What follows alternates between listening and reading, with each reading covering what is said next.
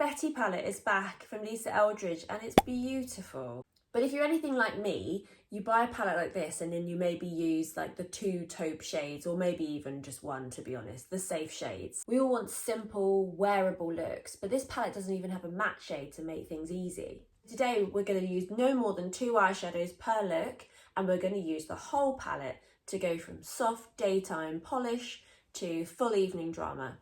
So if you're wondering whether you'll get full use out of all the shades in this palette, keep watching.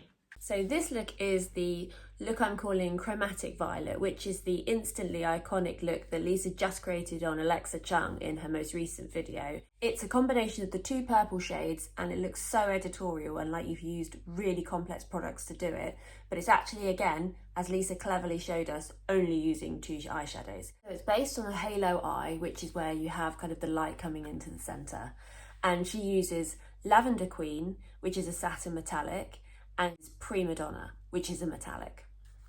I'm going to use Lisa's number 14 brush, which is what she used on Alexa, to do the halo eye. Take the darker of the 2 purples, this metallic violet, and we're going to put this in the inner corner of our eye. We're just going to sort of place this with using this synthetic brush in the inner and outer corners, and then Lisa just got a fluffier brush and diffused it out, because this look is all about light and really emphasizing the violet tone, but the different shifts that you get from it, so that it looks like it's one violet eye color, but actually it's made up of 2 eyeshadows, both with a metallic finish, so that it then just looks like a really complex eye that you've actually done really simply. Some more Prima Donna here, and then do the same, buff it out some more. Lisa's really perfected the undertones here, because you've got the right amount. If anything's too blue, it really can look like you're bruised, but actually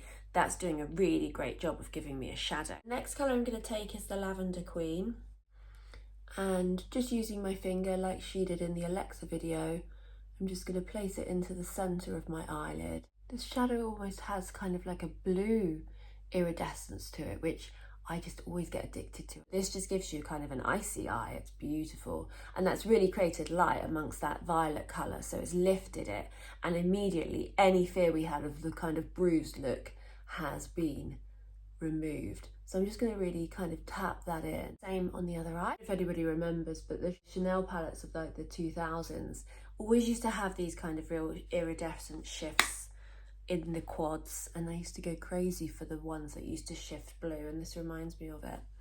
So that's where we're going to just leave the top of the eyeshadow for now. So for each of these 2 eyeshadow looks, we're going to use what Lisa has already perfectly paired for us, so we're just going to use it. First of all, it's the burnt umber eyeliner. I'm going to put that up here in the underneath of our eyelashes, and just kind of really just into my eyelashes as well, just to give me a little bit of warmth and, most importantly, depth. Now I'm just going to put lashings of burnt umber onto my lashes, again focusing at the root, but the warmth of that mascara just makes the violet, just cancels out sort of all the blue tones and just adds heat around the lash line. That looks fantastic together. She's such a clever colour alchemist. Just on the bottom lashes, we're just going to put a little bit of the metallic Prima Donna colour on the bottom lashes, just to give us some definition. Then I'm just going to use my trusty fan brush by my Kitco and just apply it again at the base of the lashes.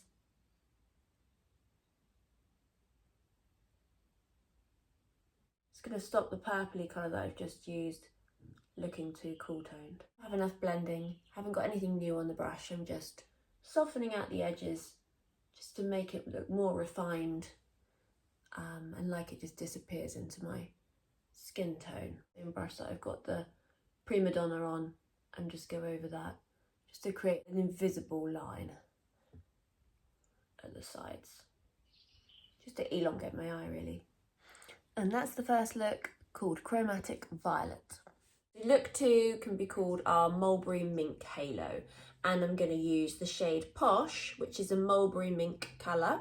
It's a luminous finish, and I'm going to use it with the Starlet shade, which is a really interesting colour. It's a green with a pink shift to it. So it's a really amazing colour. I'm going to use the same brush again, which I've just cleaned off, which is the number 14. So I'm just going to build up this colour. And it's a beautiful sort of purple leaning shade that's very luminous. And you are going to have to give me a bit of grace with these eyelids because I'm not taking off the mascara each time. I'm just going to put more on. It's the same eyeliner, same mascara, and I just can't scrub my eyes or I'll end up, the eye looks will be ruined just because I look like a rabbit. This is one of the shades that I think the majority of us, if we have, would probably just gravitate to because it's essentially a brown, which everyone loves because you know where you are with a brown. Let's do the same technique with a fluffy brush and we're just going to diffuse the edges of it. I'm just working that shadow in with the synthetic brush. Lisa's shadows are always so buttery soft and they are really pigmented, but they don't build up quickly, I think, so you can't really make mistakes. You're not going to end up with a splodge of colour on your eyelids that you're just suddenly not going to be able to get rid of. These are so perfect. So this one has a kind of silver glitter in it to make it luminous, but the base has quite a lot of dimension to it because it's plummy. Okay, and now we're going to use the Starlet shade, this green with the pink. Just again going to put that into the centre of the eye, and it immediately pulls really pink. It's such a great colour. The base of it's quite mossy and olivey, so it's really, really different. I can't say that I've seen a shade like this. And I'm just going to take the fluffy brush. I'm not going into the actual eyeshadow, I'm just going around the edges. That mulberry colour is so flattering. This is a perfect sort of wintry going into spring shade. I think I'm just going to, I don't think I want the green in the inner corner particularly, so I think I'll just put the mulberry into the inner corner. Our burnt umber.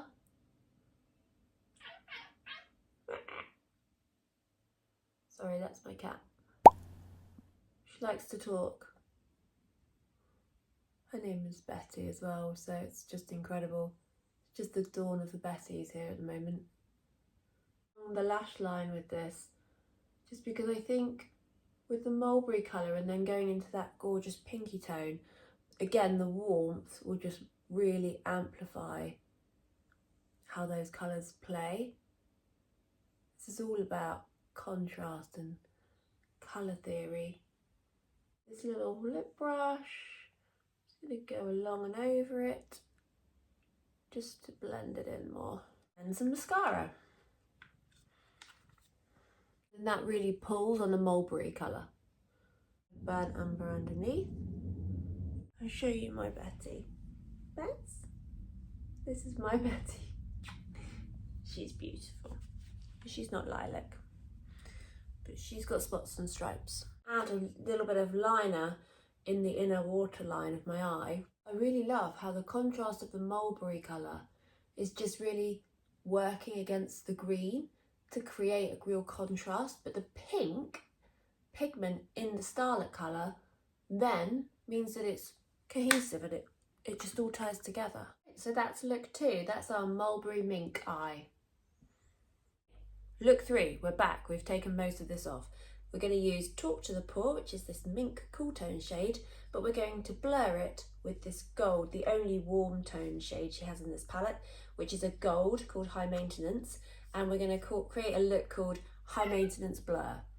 To lay down the first shade, the Talk to the Pore shade, I'm going to use a flat synthetic brush, and I'm just going to put it all over the eyelid.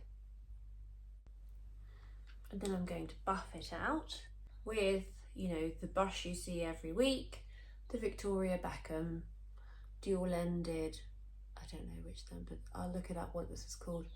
So then I'm just going to buff out the edges. And I mean, look, that's just such a gorgeous shade. You could just wear that on its own, to be honest. That's gorgeous. Of an evening, that's beautiful. Is it described as a luster? Very flattering. Let's blur it with the high maintenance gold. And then so with the gold, I'm going to use a eyeshadow brush that has a dome shaped edge, and I'm just going to put it all along the bottom of my lower lash line. Contrast is really nice. So then next, sorry, the light is now absolutely abysmal here in the UK, so just bear with me. But we're now just going to get the burnt umber shade, and I'm just going to create a little bit of depth along the lash line into that Talk to the Pore shade, which it goes so beautifully with. I don't want to go too high up in that Talk to the Pore, I just want to stay kind of, the max is really where the crease of my eye is. Put the burnt umber just into the lower waterline so that it just mashes together with the mascara that I've still got a little bit left over from the other looks, and what I'm just going to put on some more of in a minute, and into the gold, because it is such a warm colour that the burnt umber is so flattering with that high maintenance gold colour. More mascara on the lower lash.